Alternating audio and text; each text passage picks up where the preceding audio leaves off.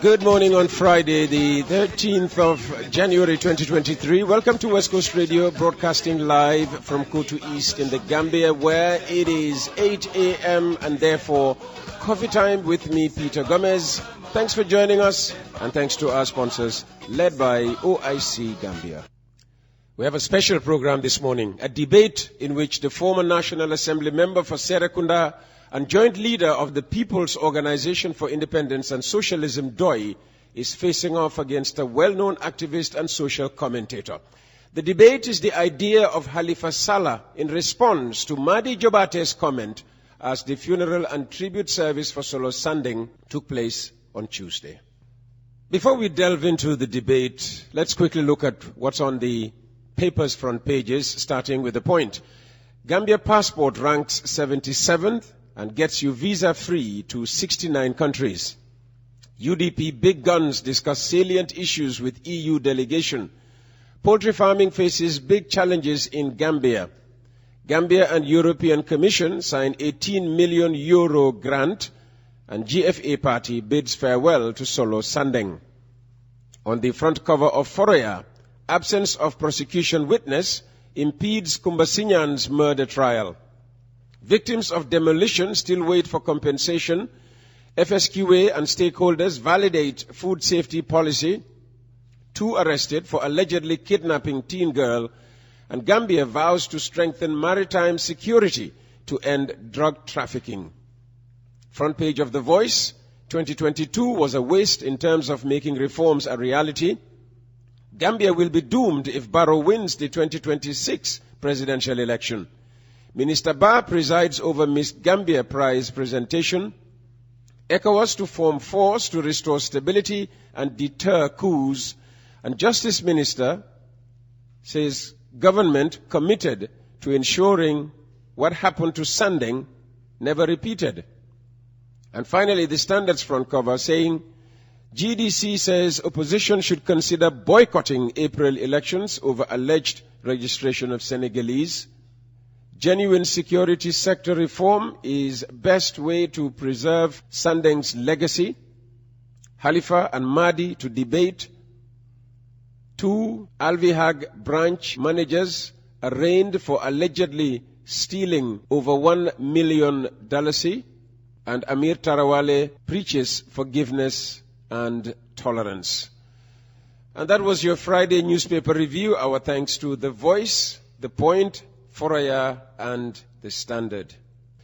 On Friday, the 13th of January 2023, welcome to this special edition of Coffee Time with Peter Gomez, coming to you live on West Coast Radio on 92.1 on FM, featuring Mr. Halifa Sallah debating Mr. Madi Jobarteh for what the outspoken activist said earlier in the week about some of our political leaders, including Mr. Sallah, as the country finally laid to rest a man widely hailed as a national hero. Let's remind ourselves of what Madi said on Tuesday as part of a taxpayer-funded funeral and tribute ceremony for Solo Sanding organized by the Barrow-led government.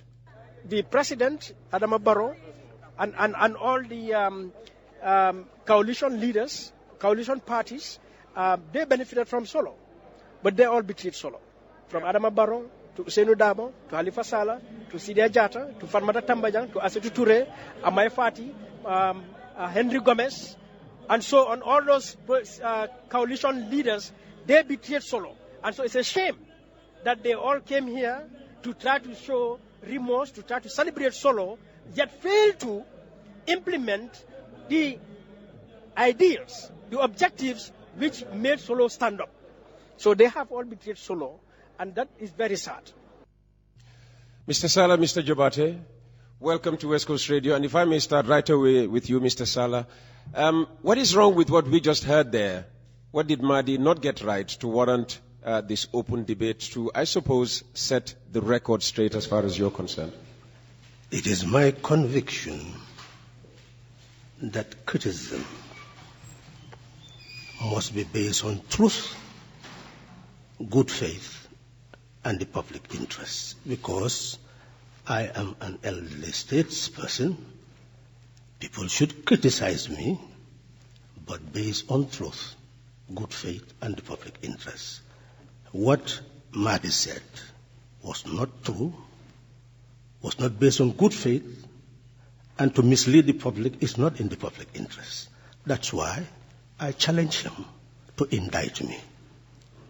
Okay. Madi, what is Mr. Sallah missing in what you were trying to make, the point you were trying to make, and what is that point to begin with? Yeah, to begin with, I think Mr. Sallah missed the very things, values that he expressed just now. Because certainly I said the truth. Solo Sandeng rose up on April 14th. In his hands, I understand, had the Gopher demands. And of course, on his placard and in his speech, called for electoral reforms. This is April 2014, 2016. Earlier, in 2015, Gopher, that is Gambia Opposition for Electoral Reforms, constituted by DOI, UDP, GMC, GPDP, and NRP, signed and submitted 11 points for electoral reforms to the IEC, to the President, and to Jesse Jackson, and I think to the United Nations or the AU. The signatories to that petition were Usainu Dabo and Halifa Sallah. Now, that Gopher demand goes back to 2012 when that Gopher itself was established. Now, we can go back to 2010. UDP, when Femi Peters in 2009 was sentenced to 1 year in jail for using a loudspeaker, UDP challenged the Public Order Act in the courts, which decision came later in 2018 by the Supreme Court. Earlier, to still go back, in 2001, when the students were massacred in 2000, an indemnity act was put before the bill was put before the National Assembly. At the time, Hamad Ba and Sida Jatta were members of the National Assembly. In protest, they marched out to not even discuss that indemnity act. Now, these are laws on our elections, laws regarding our freedoms, our rights as sovereign citizens of this country, which have been well captured in the manifesto of Adama Barrow as the candidate of the coalition, and as well highlighted in the MOU of the coalition. So that when we get to 2017, therefore, Halifa Sallah needs to tell us whether himself as a National Assembly member, as a member of DOI, and all the political parties that constituted the coalition, whether the coalition exists or crumbled or not, regardless, they were the parties that came around the coalition and their president, whether they had effected that Gopher demands for electoral reforms. Such that when we look at the manifesto of Barrow, on the chapter or section on democracy and rule of law, they highlighted 22 issues about reforms and other things. Out of that 22, they did only 4. That is, to remove Section 91(1)(d) to secure the tenure of they themselves, the National Assembly members, if they have to leave their seat. Number 2, to remove Section 62 about the age limit. Number 3, the Freedom of Information Act, which came into place eventually. And number 4 is to so actually they actually did only 3 out of the 22. Okay. And when you look at those 3, directly benefit them as National Assembly members, as politicians, as political parties. So what untruth, what falsehood have I said? Okay. And I want to challenge Mr. Okay. I'll throw the question to him. Thank you, Madi. Mr. Sallah, back to you. Madi has just established, according to him, the truthfulness of what he said on Tuesday. What do you find untrue about what he said on Tuesday and what he just said moments ago? What Madi has said right now proves that my contract with the Gambian people and the Gambian nation has been fulfilled to the letter. Everything he is reading, including that petition for Jammeh to facilitate electoral reform, my hand is there. What he said out of 22 I'm points. coming. No. I'm saying everything he's reading. Now, my hand is there in drafting it to the Barrow Manifesto. Everything. I fulfill my contract. He said I betrayed Sandeng. How? His proof, Sandeng had what was our petition and called for electoral reform. Young people of the different parties called each other to talk about demonstration. Did the Doi youth participate in demonstration? No. Why?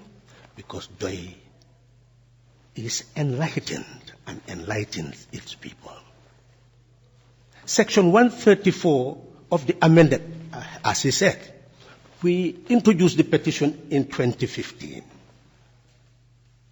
July, what did Jammeh do? To come up with a blanket reform of the Elections Act, requiring 1 million to register a political party, 500,000 to be a presidential candidate, 50,000 to be a National Assembly member, 10,000 to be a councillor. If you are a resident outside, you cannot lead a political party. So essentially, he was making it impossible for political parties to function. Is that a positive response to our petition? No. So what was our option? 134 says that 6 months before elections, the Independent Electoral Commission must not engage in any significant change of the Elections Act. So if you go and petition, what he does not know, Peter, yes, on the 14th of April, yes, I was here with my colleague, Usainu Dabo. We were supposed to engage in a debate. We could not, because we were told that some people were arrested. And your radio station was not willing to take the risk, not knowing what we were going to say. It was then that I wanted to pin my colleague that it is good to tell all our people the truth, that he was above 65 and would not be able to stand in the 2016 presidential election. And that 134 has already indicated we cannot change Elections Act 6 months before. So it was a hopeless situation. Jammeh will not change, effect any reform. So the only route was to build a coalition. Unfortunately, we could not enter the debate. Sallah was arrested. So, where is our betrayal? If your leaders do not educate you to know what you're supposed to do, and we educate our people to know what to do, and what do? We proceeded with coalition building. And on the 2nd of December 2016, for the first time in Gambian history, we uprooted Jammeh. Our tactic and strategy were implemented to the letter. And it succeeded. That is the truth. If anybody betrayed Sandeng, let him look for somebody else, not us. Now, when we took over, we had the objective clearly spelled out of a 3-year term. But people must understand what an agreement is and what a constitution is. When we appointed or elected Barrow, we had the power to write all those things that we wrote. It's good faith. But when Barrow took over, he took over as the executive president of the Gambia, under the constitution of the Gambia. Meaning what?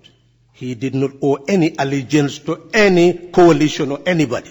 He could have only done so in good faith. And we were trying to exploit good faith. But when he took over, all those who were around him encouraged him to build up the executive might of appointing and dismissing ministers at will. An elementary knowledge of our Constitution knows that it is cabinet that formulates policy. I had no power to formulate policy. It is the National Assembly that consider bills. We had 4 members in the National Assembly. Under the Constitution, you have to have simple majority, 2/3 majority in some portion, or 3/4 majority, such as changing the Constitution, before you can have any effect in the National Assembly. And let me educate him again. You see, they talk and talk and talk, and they don't understand the Constitution, they don't understand the laws. You see, let me just give you an example quickly, because we don't have the time. Sure, go ahead. There is an election bill currently. If you look at clause 147 of the election bill, it is in line with section 130 of the Elections Decree 1996, which states that if you want to stand as a candidate, National Assembly election, you must be granted leave of absence during the period of the election, and you return to your work. That's what the Elections Act 1996 says, 130. 147 clause 147 of the election bill, that's what it's saying. It wants to introduce that. But the Constitution, section 170, is saying that you must ask for 1 year leave without pay. Okay. So when these people, and you can see, we unlike Madi, you see, we've written, me and Sam, a whole analysis of the elections bill to guide the nation. So you see, you can effect the introduction of a bill. The National Assembly can, if they are inexperienced, even pass the bill. And then somebody will go to the Supreme Court and throw it in the dustbin, because it is against the provision of the Constitution. Okay. All right. Madi, no, let me conclude. Okay. Let me conclude, just to show that he has no basis of argument. You see, for us, there was no basis of any of this reform. The primary thing was the constitutional reform. It was introduced. You were there, everybody heard. I told them that what they were doing was a long journey. They were not sincere. That the constitution that we were considering was not like 1996, when these people had suspended the 1970 constitution, and they can go into a spree to amend anything they want. 1997 constitution states very clearly that if you want to change it under section 226, you can only take 2 routes. The ones that could be changed by the National Assembly without a referendum, and the others that must be changed with a referendum. I said, if we want the journey to be short, let us blanket change those ones that we could change in the National Assembly, and then blanket take those ones to the referendum. And this was a time when there was at least some understanding between the UDP. They were part of the government. It could have been easily done. They did not take that route. By the time they come again, their internal contradiction had built up. Some had been expunged from removed from the cabinet, and the National Assembly he's talking about was no longer a uniform body of a coalition. It was people elected on their party ticket, and they were operating on party lines. Thank you. Thank you, Mr. Sallah. Madi, Mr. Sallah saying that I get the point. all the 22 points actually... I get the point, and certainly Mr. Sallah can't educate me about the Constitution, with all due respect to him. And in this, I know the Constitution, and as much as he does. And what he's presented so far, if anything, is an attempt to mislead me, which also he cannot do. You see, Peter, no one doubts the efforts of Mr. Sallah pre-2016 or pre-2017, and many other Gambians contributed to what we eventually had to remove this dictatorship. There's no doubt about that. But this country is a civilized state, nation. We have a state, and the state has obligations. And officials in that state have obligations to perform by law. Now, Mr. Sallah, when we got to 2017, he said to the media that he does not wish to take a position in the cabinet, that he wants to go to the National Assembly. I can quote him. Fatu Network reported Halifa Sallah reveals intention to contest parliamentary elections on 27 February 2017. We need to get the best National Assembly that acts as an oversight institution, holds the government accountable, and stands for the Gambian people. This is the assembly we want. So you see, the National Assembly has a purpose. National Assembly members have an obligation. He and his coalition members can argue here who did what and so on. As a citizen, as a sovereign citizen, what I know is Halifa Sallah, like Adama Barrow, and all elected and appointed public officials have a duty towards me to perform. And they have not performed that.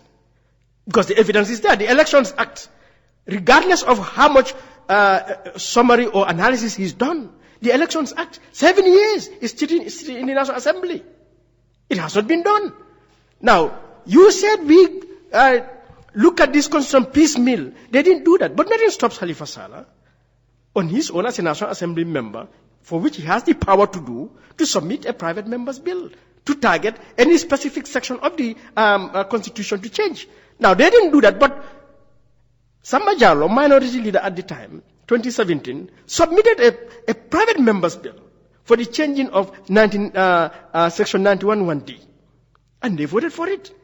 The exorbitant fees that Jammeh imposed disregarding their 2015 proposals. When they came 2017, they immediately amended that section to reduce the fees for President, National Assembly, Mayor, Councillor. Why didn't Halifa Sallah submit a member's bill for a term limit? A member's bill for absolute majority.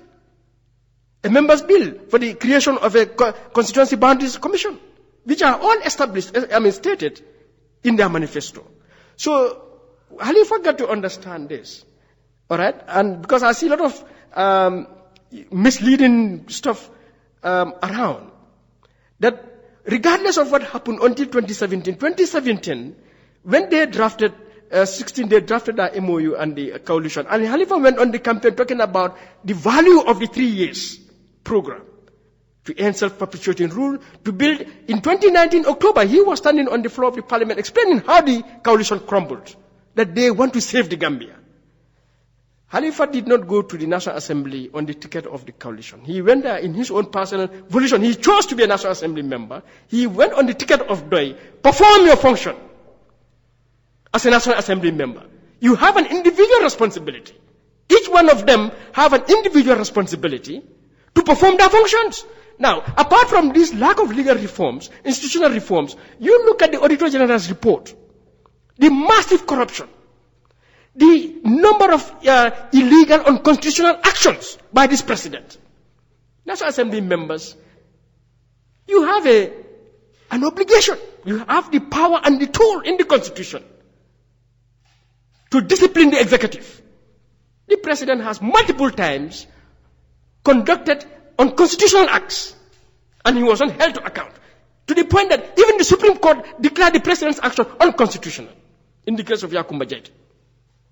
There was no genuine, urgent matter to put articles of impeachment on the floor of the National Assembly for that action, because the Supreme Court itself said the president acted unconstitutionally. So, our coalition political parties and their leaders who came to acquire the executive and the legislature, they had the powers in the constitution, in the standing orders, in other laws of the Gambia, to protect the Gambia, the best interest of the Gambia. But that has not happened. Halifa himself was the chair of the PEC committee, the Public Enterprises Committee. There is not a more corrupt sector of Gambian society than the public enterprises. not only corrupt, but inefficient. And it was Halifa's duty to make sure our public enterprises, their enterprises, businesses, to raise revenue for the government. They don't do that. They don't pay dividend. Not only that, they don't deliver the services they're supposed to perform. And not only that, they are so corrupt, they mismanage public resources. It's in the Auditor General's report 2017 and 2018. So, look, Halifa inspired me personally. All right? And I have said every day that the Doi agenda, Doi idea, not only for Gambia, but Africa, that is it. But as he said at the beginning, he is a public official. He has to be held to account. And let Halifa humble down to realize that he's not infallible. And to take an honest, impartial review, analysis of his own performance and the performance of all of them. And then he will realize definitely they failed the Gambia from 2017 to 2023 right now. Okay, so the debate seems to have moved from Halifa and the coalition members betraying Solo Sandeng. It's all within that context. To now about it's all within that context. His performance while he was a member of the National Assembly. Yes, to be held to account. Okay, let me come back to you, Mr. Sallah. By the way, you're listening to Coffee Time with Peter Gomez. We're live on West Coast Radio 92.1 in the Gambia. A special program in which Mr. Sallah is debating Madi Jobarteh. Mr. Sallah, how do you react to everything that has been said in the last 5-10 minutes? I really am more comfortable now after hearing what he has to say. If that is what he said, trying to indict me for my performance in the National Assembly, we would not have had this debate. I would have just considered what he said and determine whether it is relevant or not. I would not have wasted my time. Just allow me. Give him a break. But it is this element that I have betrayed Sandeng, which I wanted cleared, and I believe that is clear. Now my record. You see, this is the problem with people like Madi. They are misleading a whole generation. If you go to the United States now, you will discover that any sitting congressman, senator, will be followed for how you vote in that Congress, the views you express in that Congress. We're not talking about utopia. These people are talking about utopia. I can understand them, that I can go in the National Assembly, put private members' bill, they kick it out. I will be showing. That's Madi. Just show that you are doing something. I'm not made of that stuff. That's not me to go just to show. When I knew my constituency, we were only 4 in the National Assembly. We had no power in the National Assembly. And we knew who had power. And we knew their thinking. We knew their orientation. Just look at the Local Government Act when they aim to change that provision so that when you dismiss a person from a party, automatically you will not lose your seat in government. Clearly, that idea was complete separation of power, of party and state, and that's what should happen. A party helps a person to get to office. But once you are in office, you are a state official. So how can a party be allowed to remove a state official from office? It doesn't make sense. It's not a separation of party and state. But you can see the struggle in the National Assembly to amend that particular provision. That's the National Assembly we had. And he keep on repeating coalition. This was not a coalition National Assembly. He knows. The voting pattern in the National Assembly, he knows. There was nothing about coalition in that National Assembly. Everybody knows that. True, yeah. So it is Madi who is trying to throw dust in people's eyes. And he's the one who has been misleading himself and a whole generation. We didn't have a coalition. So essentially, and at the same time, you had an executive president who could even dismiss his vice president without giving any reasons and constitute his cabinet as he wished. My God. That is the executive. This was not coalition executive. So forget about the coalition. After Barrow assumed office, it was no longer in existence. He can judge me by my own performance. But I can tell him, if he goes to the record and examine what I said and what I did in every stage of deliberation in the National Assembly, my colleagues will know that I was an asset to the National Assembly and that I had contributed my quota to the best of my ability and, in fact, in the national interest. So, to me, I believe... But he says you didn't hold the SOEs, state-owned enterprises, to account as you should. Again, as chair of that particular what the reality is that this was being broadcast. Our proceedings were being broadcast. As chair of the Public Enterprise Committee, he was hearing the broadcast. Who on earth will say that we did not hold them into account? The problem of those SOEs, you can see the backlog. If you know elementary auditing, if you don't close your account and then come up with the next account, how can we ever hold such an institution into account? Because nothing was current. We were dealing with history, and we were trying to move from history to currency. That was my role. And yes, he can criticize, but I feel I have done what I could do to the best of my ability to push those public enterprises into currency so that they can be properly held into account. But essentially, what they have also failed to realize is that the issue of corruption is fully under the control of the audit. What they don't know is that the Auditor General, even though you have external auditors, all of them were under the control of the Auditor General. And the Auditor General, under the Constitution, has full powers that wherever corruption emerges, to ensure that the police are involved in investigation and that action is taken. It is not the National Assembly that takes people to court. The National Assembly can make recommendations. And obviously, what I can say with Madi, as he has drifted into other issues, is that, well, it is legitimate to look at my record and feel that I have not done what he said you are not infallible. Did you ever claim infallibility? Well, I think what I said at the beginning makes it clear that if he was just criticizing, I will look at it. Whatever is of substance, I may consider. What is not of substance, we put it in the dustbin. Yeah, so Peter, we have no qualms. Definitely.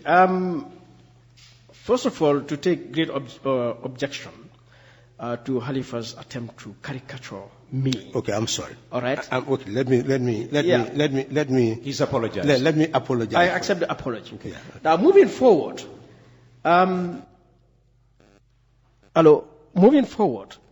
you see, again, misleading and dodging responsibility, giving excuses and blaming others is what Halifa has been presented. In the U.S., congressmen and women, they submit bills. There are bills, laws in the United States named after individuals, hence voting law, for example. So, a National Assembly member, this is in the standing orders, it's in the Constitution that you have that obligation, that power to submit a bill. So there is nothing wrong to submit a bill, and it is not a showmanship. So, Halifa, the National Assembly has a purpose. Listening to you, I begin to wonder, then why did you go to the National Assembly? In fact, why should we have a National Assembly?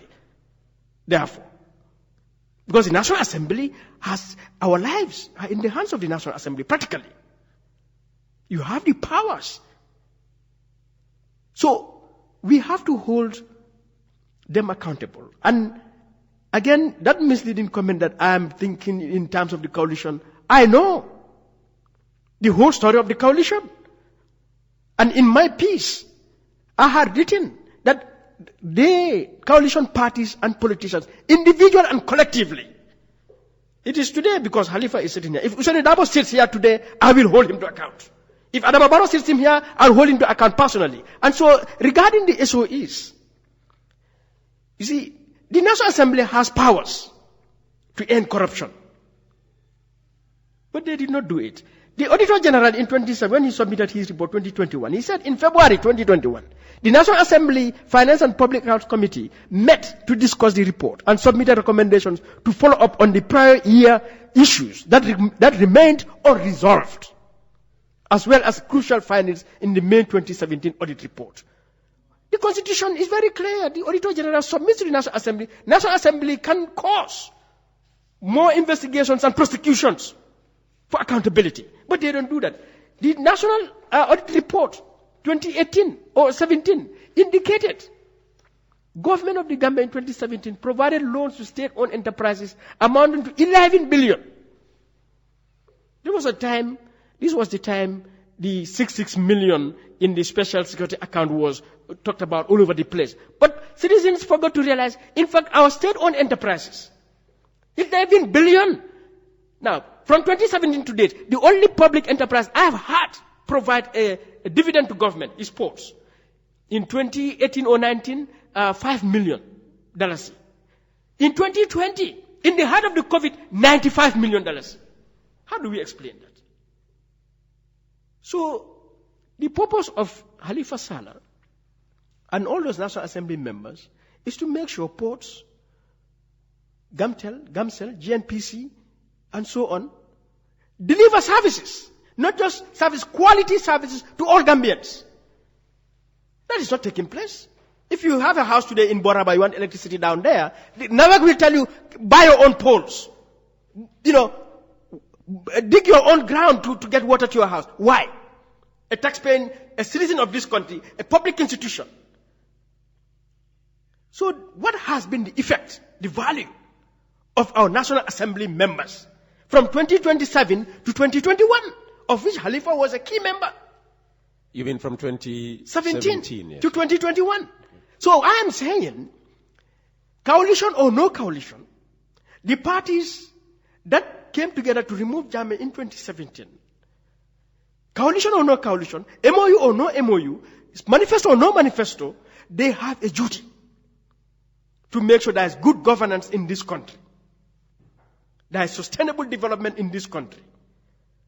But that full tenure, 2017 to 2021, was an abysmal failure and a betrayal of somebody like Solo, who rose up, got himself killed because he was fighting for electoral reforms. Why on the first day, those electoral reforms, the government demands, 11 of them were not put on the floor of the parliament by Halifa Sallah, or, KK Barrow, or, Alaji S. Dabo, or Samba Jallo, or Tuman Jai, or Yakumba Jete, and so on. Why did they put it on the floor of the parliament?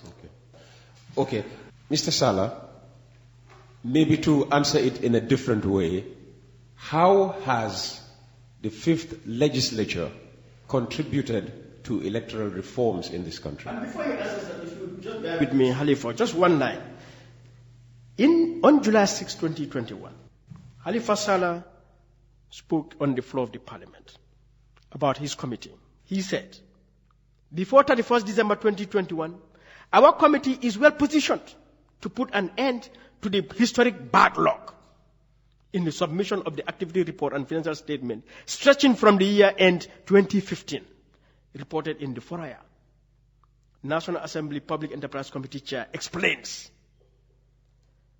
But today, you go to National Assembly, you will not see a report of the PEC committee for that period. And Halifa is not in the parliament anymore. That is gross failure. Every committee of the National Assembly should submit a report, annual report of the performance of your functions. Particularly the two, for me, most critical committees, the FPAC and the PEC. Okay. They are at the heart of our accountability, our governance, and our development. Okay. Let's start with that criticism of PEC, because that's nearer home, if you like, before we go on now to talk about the achievement of the fifth legislature. So two things, then we go to PEC. Section 160, subsection 5 of the Constitution says, where discrepancies of a criminal or fraudulent nature are discovered during the audit accounts by the Auditor General, he or she shall immediately cause a report of his or her finding to be submitted to the Inspector General of Police. I am saying, as far as corruption is concerned, the Auditor General has full powers to address it from any public institution. That is the issue. Number two, PEC. I have said, and it is clear, that we met a PEC with backlog up to 2014. My own responsibility, I was convinced that unless we put an end to that backlog, we will not be able to be current in our criticism of those institutions. Because the institution is not only to expose, but to put them on a very sound footing. And before we left, up to 2019, we had put everything in place. And what we have done in our handing over notes, I will go back and talk to my colleagues to see how far they have gone. But as he rightly said, by the time we finish our report, and it's a 5-year report, and it had to be a 5-year report. 1-year report is history. It's talking about 2014, 2015, 2016, when we were not National Assembly members. What is the use? So we were building up a stock to be able to provide a 5-year report. By the time we finished 2015 to 2019, we had come to the end of our term. And I had promised those who are now responsible for PEC that any time they want to meet me, I can meet them, and we can find a way of submitting the report in another way, because reports of the National Assembly are not the property of chairpersons of the National Assembly. They are properties of the National Assembly, and they have to be approved by a committee. We had a committee. So I had said that, and he can go and find out from the very inception of this legislature that I'm willing to meet the chairman.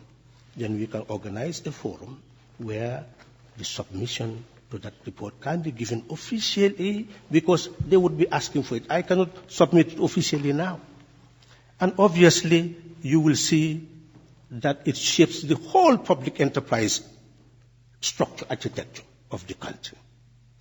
And we hope that when they concede to that, we'll invite. Well, that has to be the most important report as far as the SOEs, their administrations are concerned. And I think that report should be prioritized.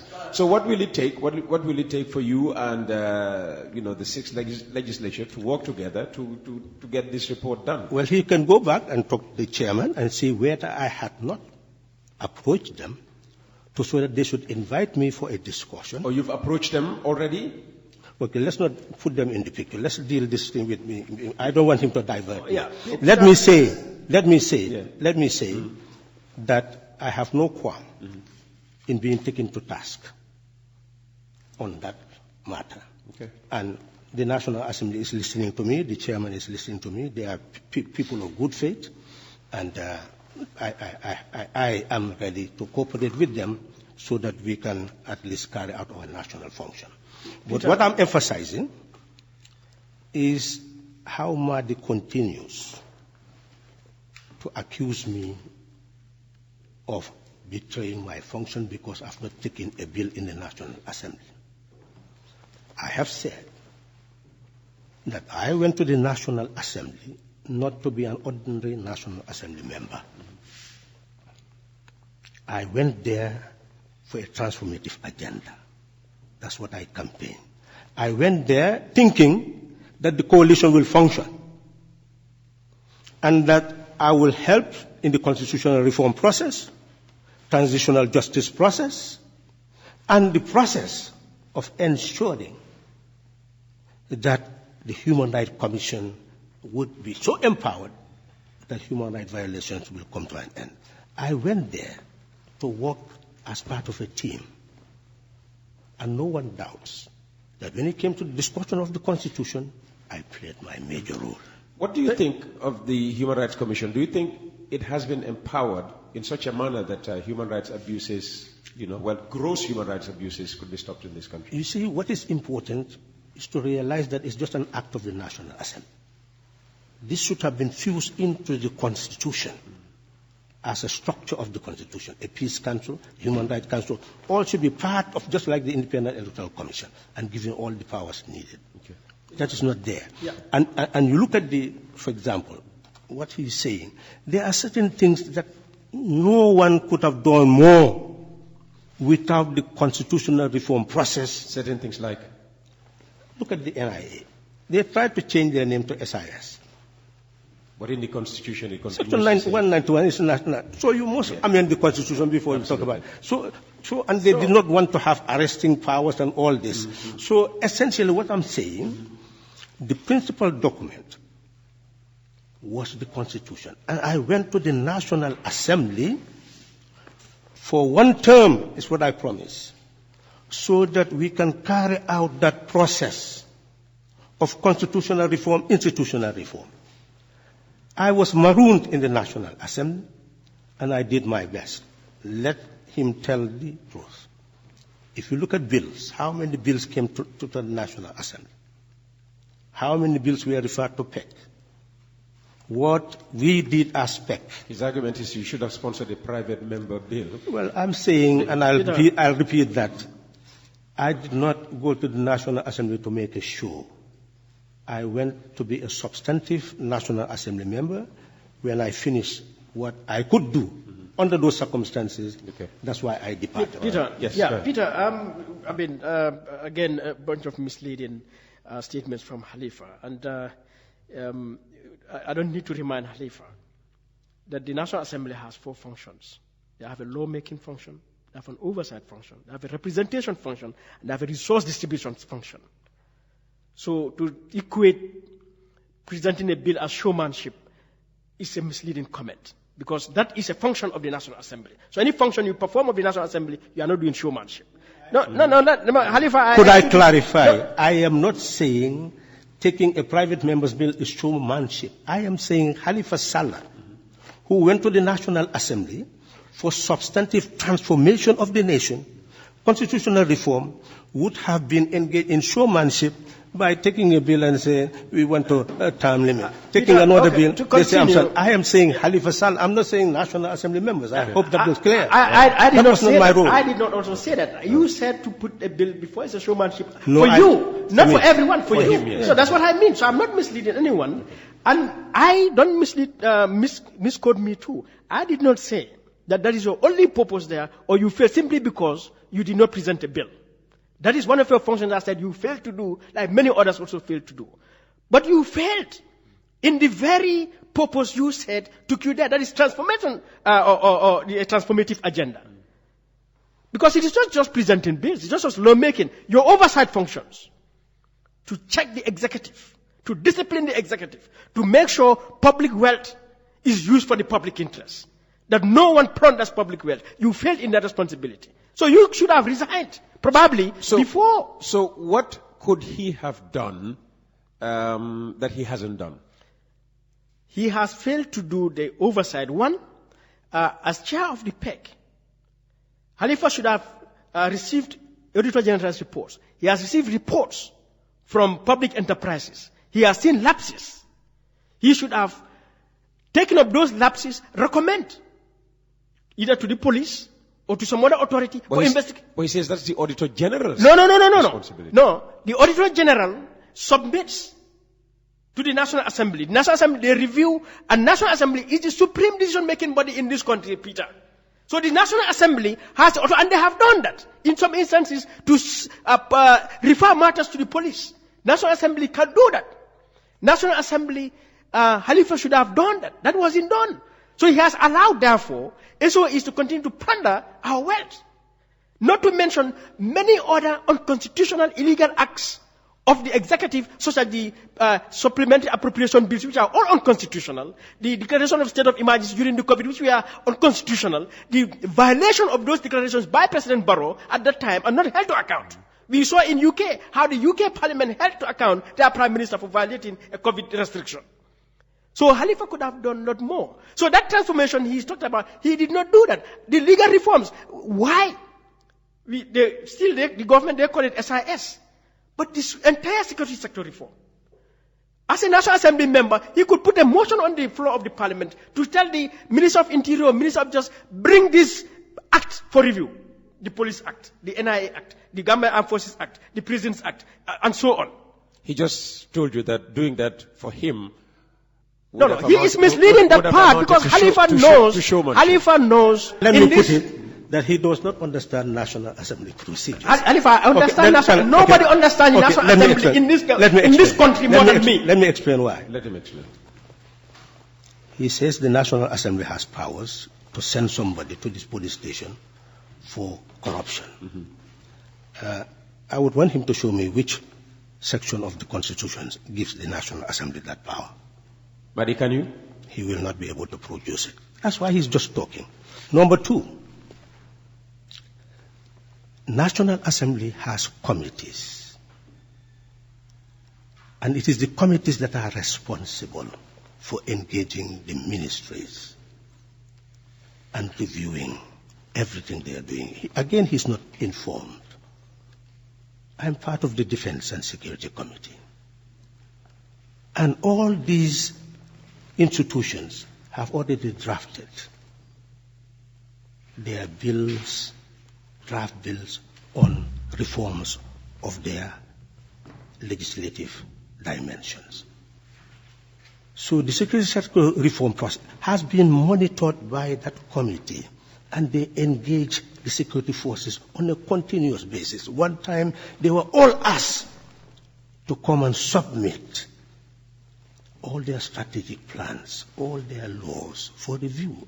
So for me, I feel that if you ask my colleagues in the committees whether I had performed my function, I believe they will say, yes, I have performed my functions. Thank you, Mr. Sallah. Madi, I see you have the Constitution in your hand. Can you quote a section where it says the National Assembly or its committees have the right to, take SOEs? In fact, the committees do not have power to act independently. The only power they have is to report to the general body and make recommendation. And if approved, that is the position of the National Assembly. In fact, the committees are not even supposed to discuss their reports until it is submitted to the National Assembly. So I don't know why he would say that the committees could send people, that's not... Have you found the section of the Constitution that... under the section of the Auditor General, the Auditor General submits reports to the National Assembly under section 160, sub 4, okay, or 224. Now,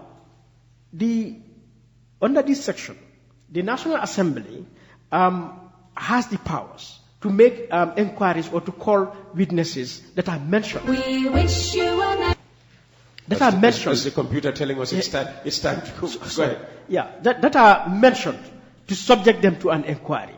Now, it is out of that, in the preceding section, that the Auditor General has the power to take things to the police.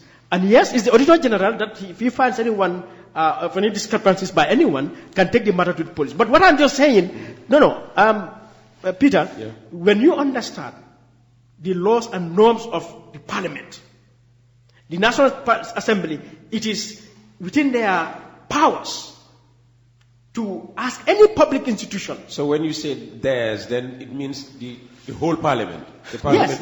Yes, but that's come through the process. Would you allow me to help you? No, I don't need that. The point is, okay. As chair of the PEC, and these massive discrepancies have been found out, the the Auditor General, as he said, has the power to take the matter to court. To the IGP. But at the same time, PEC, knowing the functions of PEC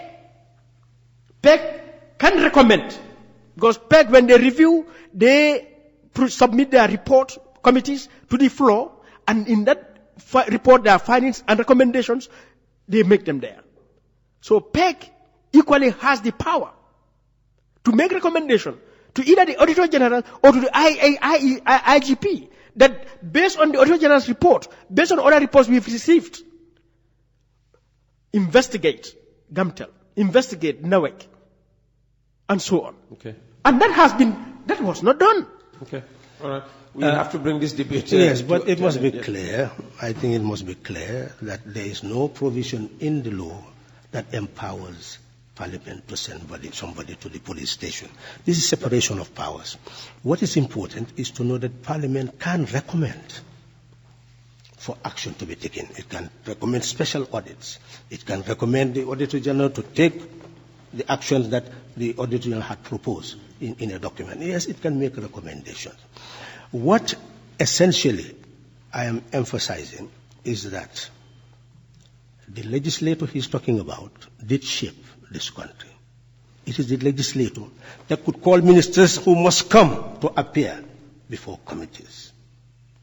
He talked about the state of emergency. In fact, I put up a motion at that time because the law is very clear. It says that, yes, declare a state of emergency, but within 7 days. If we are sitting, 21 days, if we're not sitting, you must bring the motion for adoption by 2/3 majority. When they failed to do that, I put up a motion. And I saw Madi criticizing me. Somebody put up a motion that the president must come and report to Parliament. No, and he's saying that that person was right. I did not criticize you on that. He said that person was right. I knew that nobody can force the executive to come to Parliament because Section 77 has provided the vice president to be a representative. So you can't. Section 77A. Nobody can compel the president to come to the national. Show me the law. Read it. Let the whole nation hear what you have to say. The 77(2) states the National Assembly may request the president to attend a sitting of the National Assembly for the discussion of a matter of national importance. Yes, may. Is it saying shall? Then No, go no, further. no, Go no, further. no. Go further. Further is about the vice president. Just read. The vice president shall answer in the National Assembly for matters affecting the president. The Is vice. it? No. Read it again. Don't mislead the public. We are talking about read the Constitution. The vice president shall answer in the National Assembly. Shall. Yes. Okay, go ahead. Do you know what shall means in law? It's mandatory. Mandatory. But may is not mandatory. No. Let me clarify this may issue. This man I'm saying, has been mislead. No, I should not use misleading because he does not want that. No, you can say that. Madi, no, right? no, it's not fair. Peter, when the Constitution says may, the National Assembly may, it's an option that the National Assembly has. They may. But the moment they do, the president has no option but to come. No. Read the second one. Read the second one again. The second one is also talking about. Say it. I have said it. Read it. It was Section 77. Read it. Read 2. No. Read 2. You want to mislead. You want to mislead. That's why he does not want to read 2. Okay, Read 2. 2 says the National Assembly may request. 3 says the vice president shall answer. Is it not clear? May. No. Let us clarify this here. May and shall. May request. Yes, you can request for the president to come. And if you request for the president to come, he has no choice. 3. He has to come. Wait, 3. What does it say? 3. 3 says the vice president shall answer in the National Assembly for matters affecting the president. Now, that is only saying the vice president has the authority, the power, the responsibility to represent the obligation to represent the president in the National Assembly. That is very different. And must come. That's very different from 2, where 2 is saying the National Assembly may, meaning the National Assembly may do it or they may not do it. But the moment they do it, it's a constitutional provision. No, he sends the vice president. The vice president. No, it's not. He cannot. But delegate the vice president in that instance if they invoke Section 77(2). Is that what that clause says? 3 is not saying that. No, okay. 3. If you go to even 4, it will say the vice president or a minister shall, when requested by the National Assembly. So shall is mandatory. The president has 2 options. That's why we must force ministers to come. The president can either come himself or the president can send the vice president based on 3. But based on 2, when the National Assembly makes the call that Mr. President come, the president cannot say, no, I won't come and say the vice say president. that, Madi. It doesn't say that. It gives the House the option to ask the president Yes, to come. And even after asking the president to come, it does not say because they have asked the president to come, he must come. The assembly can insist that the president comes. In fact, it says it's the vice president who should represent. It doesn't say that. The president is not a king, and Halifa knows democratic norms and values. Utopia again. All right, the president. No, this is a republic. Utopia. No. I think this is a republic. You're not speaking the language of the law. Well, it's good that okay. Let's not criticize Madi. No, criticize me for being so enthusiastic and so vigorous in pursuing what is his principles. I respect him for that. I told him that several times. But essentially, I'm an elderly person with a gray hair. I cannot go back to that type of orientation where I can speak outside of laws, do things outside of what is reasonable and justifiable in a democratic society. Essentially, I think this convergence should continue on a new plane. We should not continue to attack each other or betraying anybody. Betrayal is a very serious word, especially a solemn occasion like an official burial ceremony for Sunday. He's attacking us that we went there, and we were hypocrites, sort of. But essentially, people went there because they felt what happened. Sandeng did not want to be a hero of anybody. Sandeng should not have died the way he did. The country is a republic. The duty of a republic is to protect the citizens. And the instrument of the state should be an instrument of protection, not instrument of coercion and oppression. Both of us will agree with that. So each of us should have indicted the state that existed and work to ensure that such a state is eradicated, that we put in its place a state that protects its citizens. I would tell him that I am not infallible. That's why I left the National Assembly, because I look at my constituency and see how it is rotting. And all I can do there in the National Assembly is to criticize, explain, call the minister to ask questions. For me, I know that unless we can build sovereign national wealth that can address the needs and aspirations of the people, we'll just be criticizing. But a state that depends entirely on loan. Just imagine you are taking almost 12 billion just as grants and budget support. And what you contribute only in taxes maybe about 13 in your revenue is about 13 billion. And over 12 billion of that will be just tax. Only 1.5 billion will be something that is not non-tax. So we do not have a productive state. We can agree on that. We can do all the criticism we can, but that state can never deliver. That is why I stand for system change. In that National Assembly, I could not continue to repeat that over and over again, so I had to do productive things that serve the interests of the National Assembly, and I think they appreciated it. Thank you, Mr. Sallah. Very nice words to end with. Madi? Yeah, it's sad, Peter. This country is 50-something years old. The conditions in which our people live, 58 this year, is utterly unacceptable and inexcusable, and it is squarely because elected and appointed public officials have failed this country. Every day, especially on Tuesday, you bring public officials here, and they give narrative upon narrative, only to give us explanations and excuses, as we've just heard from Halifa. Yet our people continue to live in misery, in destitution, in poverty, and those public officials continue to live the life they live above us. And look, yeah, no, I mean, this is the reality. Because man, he confirmed himself that his if I wanted to indict him whilst I was doing all the things to change 2016, this man was in Europe. doing what I could do. What were you doing there? What were you doing there? No. That is very unfair. That's a very unfair and a very dishonest criticism. I was facing. You were doing what you were doing. I could have died. And everyone was doing what they could do. For him, he was out there. Yes. It is this man now who is criticizing us for being disloyal. I'm not saying you are disloyal. I'm saying you have failed. Failing? What is failing? The country from 2017 to 2021 Madi, has elected and appointed you have not even served the country, not to talk about failing a country. Fine. I am serving the country. I don't have to be elected to serve the country.